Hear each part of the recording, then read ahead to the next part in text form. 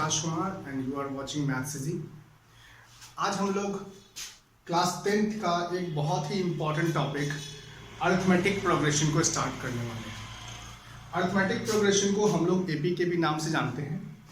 तो स्टार्ट करते हैं कि सबसे पहले डेफिनेशन देखते हैं इसका कि अरिथमेटिक प्रोग्रेशन कहते किसको है। इसके बाद मैं आपको एग्जाम्पल के द्वारा भी बताने की कोशिश करूंगा।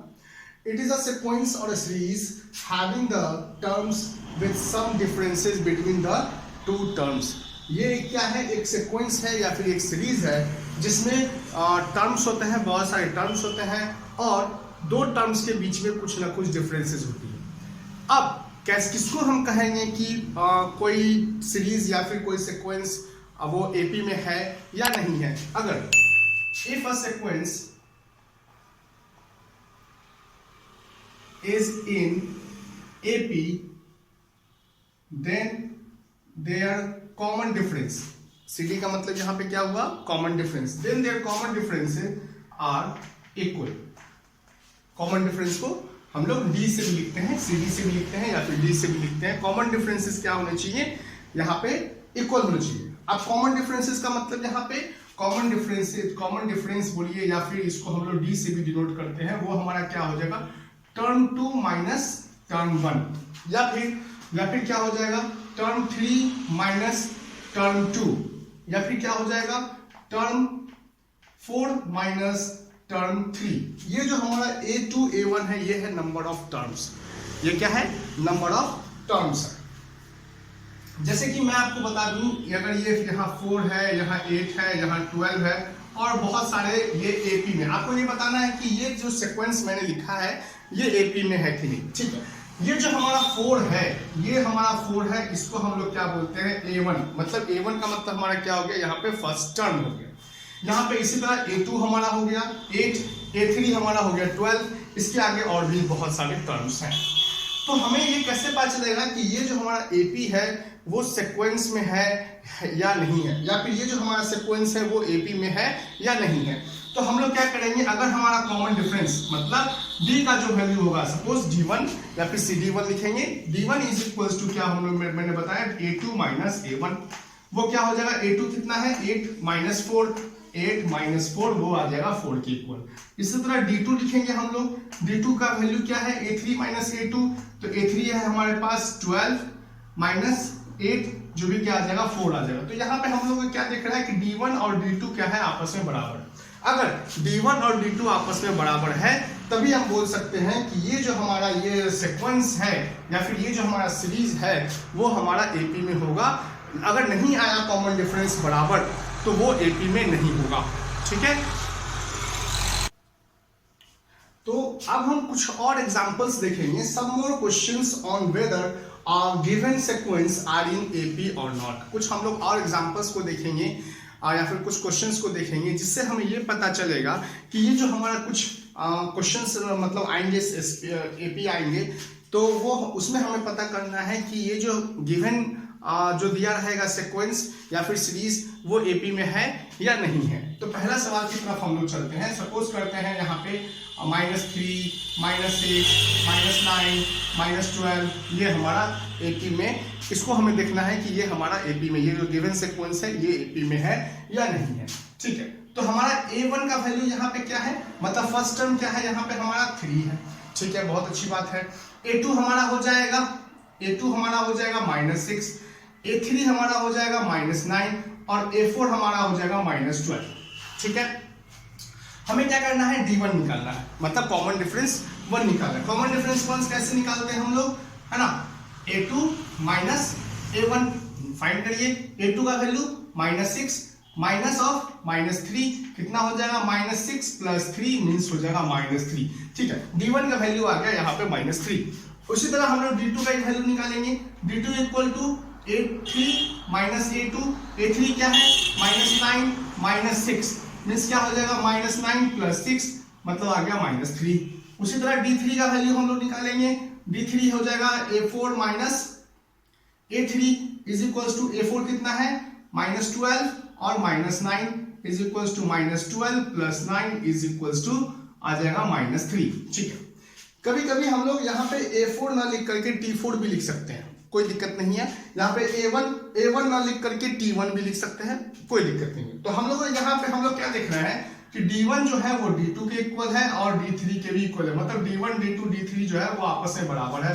तो हम लोग क्या लिख सकते हैं, हेंस, है ना, given sequence is in AP। अगर ये ऐसा होता है तभी हम बोल सकते हैं कि ये जो गिवन सीक्वेंस है वो AP में है, नहीं तो नहीं है। अब हम लोग कुछ दूसरे सवाल की तरफ चलते हैं कि ये जो सीक्वेंस है वो AP में है या नहीं। फाइंड कर लेते हैं। A1 का वैल्यू हमारा 4 है, A2 का वैल्यू हमारा 6 है, A3 का वैल्यू 12 है और A4 का वैल्यू वो है 20। हमें क्या करना पड़ेगा, सबका कॉमन डिफरेंस निकालना पड़ेगा, मतलब D1 D2 D3 D4 अगर बराबर हो गया D1 D2 D3 D4 तब हम बोलेंगे कि ये जो गिवन सीक्वेंस है वो AB में है, नहीं तो नहीं है। आइए चेक करते हैं। तो D1 इज इक्वल टू क्या हो जाएगा, A2 माइनस A1, A2 है 6 और A2 है A1 है 4, माइनस कर देंगे तो कितना आ जाएगा 2। ठीक है, कोई दिक्कत नहीं, कोई दिक्कत। D2 is equal to A3 minus A2, A3 है 12 माइनस है 6, मतलब आ जाएगा हमारा 6। देख रहे हैं D1 है हमारा 2 और D2 आ गया 6, क्या दोनों बराबर है। आगे हमें चेक करने की कोई जरूरत नहीं है, वैसे आप चेक भी कर सकते हैं, एक बार खुद से कोशिश करिएगा, लेकिन अभी आगे और चेक करने की जरूरत नहीं है।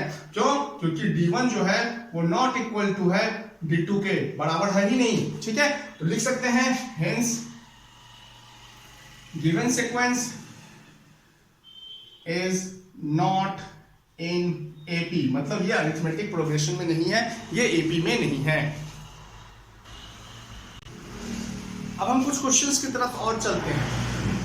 ठीक है, तो जिसमें लिखा हुआ फाइंड द सिक्स्थ टर्म, ये जो हमारा AP पहले से पता है, मतलब AP पता है, इसका मतलब क्या, कॉमन डिफरेंसेस इसके क्या होंगे, बराबर बराबर होंगे।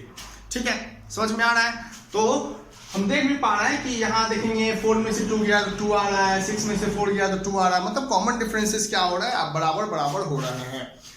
तो सवाल ये है कि ये जो हमारा सीक्वेंस है जो कि AP में है, उसका छठा टर्म कौन सा होगा, सिक्स्थ टर्म कौन सा होगा। तो उसके लिए क्या फॉर्मूला होता है, हम लोग लिखेंगे AN is equals to A plus N minus 1 into D। ठीक है, यहाँ पे n जो होगा, यहाँ पे क्योंकि कौन सा टर्म हमें निकालने के लिए बोल रहा है, वो होगा n का वैल्यू, मतलब हमें कौन सा टर्म निकालने के लिए बोल रहा है, हमें सिक्स्थ टर्म निकालने के लिए बोल रहा है। A का मतलब यहाँ पे हमारा फर्स्ट टर्म होगा जो A1 लिखते हैं हम लोग, लेकिन यहाँ पे A ही लिखेंगे। ठीक है, उसके लिए सबसे पहले तो हम लोग कॉमन डिफरेंस निकाल लें, मतलब A2 माइनस A1, तो A2 है 4 माइनस 2, मतलब आ गया 2। कॉमन डिफरेंस हमारा यहाँ पे 2 है, चेक भी करिएगा तो कॉमन डिफरेंस 2 ही आएगा, इसलिए क्योंकि ये AP में ऑलरेडी पहले से है।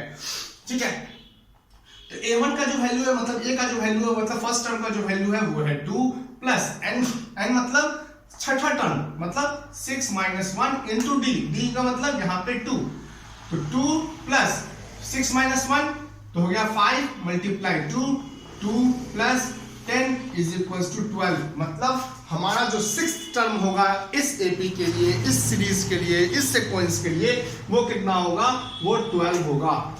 ठीक है, कोई दिक्कत। चल आगे बढ़ते हैं। अब आपके सामने ये सेकंड नंबर क्वेश्चन है। मैं चाहूंगा कि आप लोग वीडियो को पॉज करिए और उसको खुद से बनाने की कोशिश करिए। ठीक है, उम्मीद है कि आप लोगों ने वीडियो को पॉज भी कर लिया होगा और खुद से बना भी लिया होगा। आइए चेक करते हैं कि सही है कि नहीं।